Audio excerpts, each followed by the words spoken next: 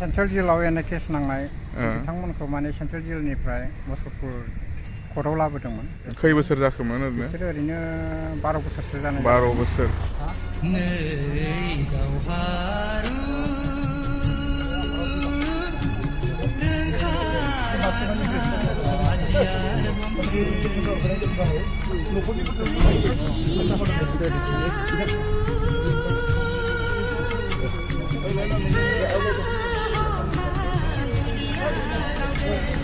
खुलुमबाय लोगोफोर, सायखंबल इउटुब चेनेलाव बयखौबो बराय हरबाय।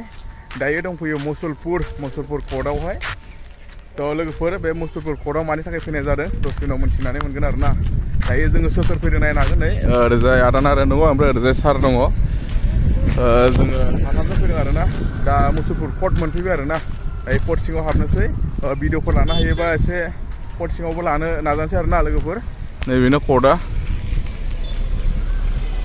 मोनफैबाय जोङो दायो मुसलपुर कर्टआव। दा बेवहाय मानि थाखाय फैदों दसे उनाव मिथिनानै मोनगोन आरोना लोगोफोर। भिडिअखौ जोबजासिम नायलांब्लानो जाबाय। बेनो जाबाय मुसलपुर court.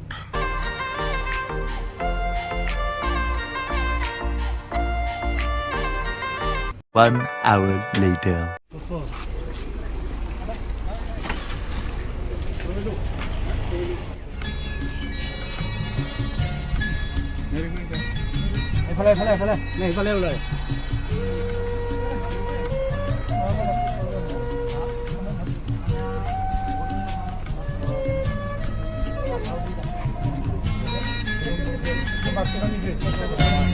Nei daharu rengkaraka hajar bombe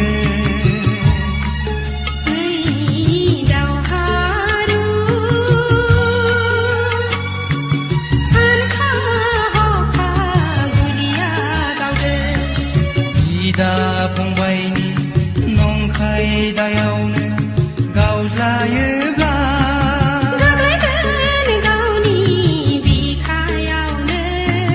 गावनि हाबिलाखौ जाफुंसार होनो गावसोमोब्ला गावनि आथिङावनो नै दावहारु रोंखा-राखा हाथियार हमदो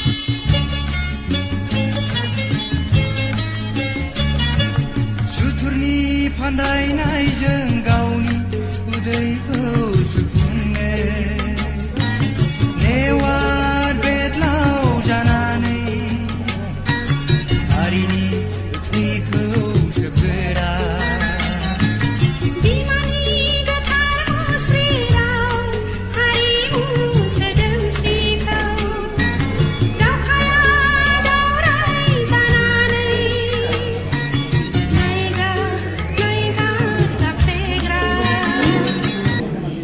लोगोफोर दायो लाबोबाय आरोना जोंनि बर'नि दावहारु बिर जोहोलाव बिथां सारमोनखौ दायो लाबोबाय गुवाहाटी सेन्ट्रेल जेलनिफ्राय लाबोबाय दायो मुसलपुर कर्टआवहाय लाबोबाय आरोना लोगोफोर।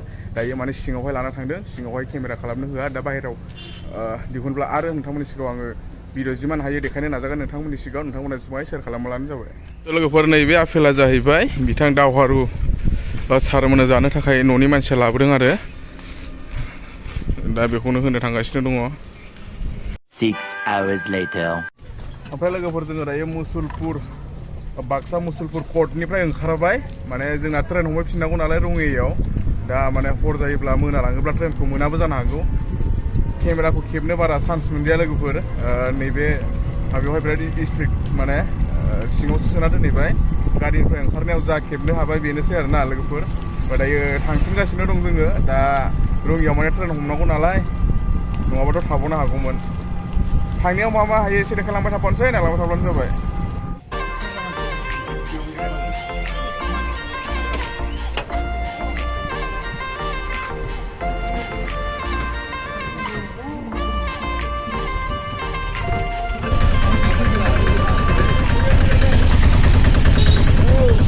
लोगोफोर दायो अट' गाखोबाय मुसलपुर टाउननिफ्राय दायो जोङो हाइवे थांसिगोन रङिया थांफिनसिगोन आरोना फैनायावथ' भिडिअखौ बानायबोआखै डाइरेक्ट मुसलपुर कर्टनिफ्राय बानायनाय जाबाय भिडिअखौ नैबेनो जाहैबाय मुसलपुर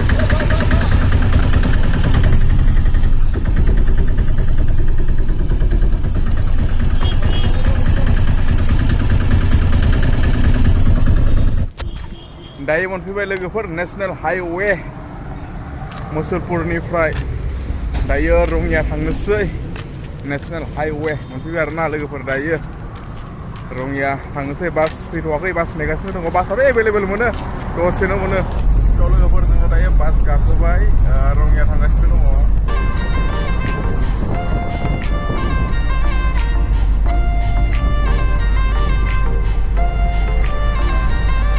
दहाय फैनायाव बिराद अखा हादोंमोन दा बिराद सान्दुं दुंबाय सान्दुं गोसा जाबाय दा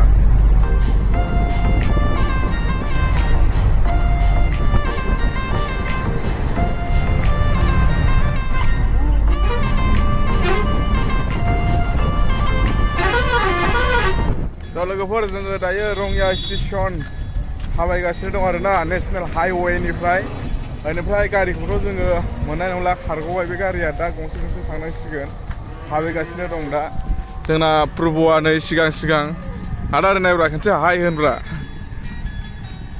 दिनै जों मानो फैदोंमोन बरमायाव एसे बुंलाय दिनै जोंना दैथायसारनि बिजामादै 10 बोसोर जेल जानाय गुवाहाटि सेन्ट्रेलनिफ्राय लाबोदोंमोन तामुलपुराव बेखौ तामुलपुर नङा मुसलपुर रिसिभ खालामनो थांदोंमोन औ थांनानै फैबाय थांनानै बेखौ फैबाय साराबो एसे बुंनानै होदो दिनै जोङो मानो थांदोंमोन सेन्ट्रेल जेलाव एन केस नांनाय बिथांमोनखौ माने सेन्ट्रेल जेलनिफ्राय मुसलपुर कर्टआव लाबोदोंमोन दा बिथांमोनखौ नलबारि माबायाव दोननाय जासिगोन नलबारि जेलाव दोननाय जासिगोन खै बोसोर जाखोमोन ओरैनो 12 बोसोरसो जानाय 12 बोसोर दा माने 12 बोसोरनि उनाव दायो इयाव माबायाव कर्टआव लाबोदों आरो दिनै कर्टआव माने मुसलपुराव लाबोनाय जाबाय औ डिस्ट्रिक्टआव फैबाय बाक्सा डिस्ट्रिक्टआव दा नलबारियाव थांसिगोन थ' थाबायनायसो जासिगोन दाथ' जों थमथमबो गाखोला एक्सारसाइज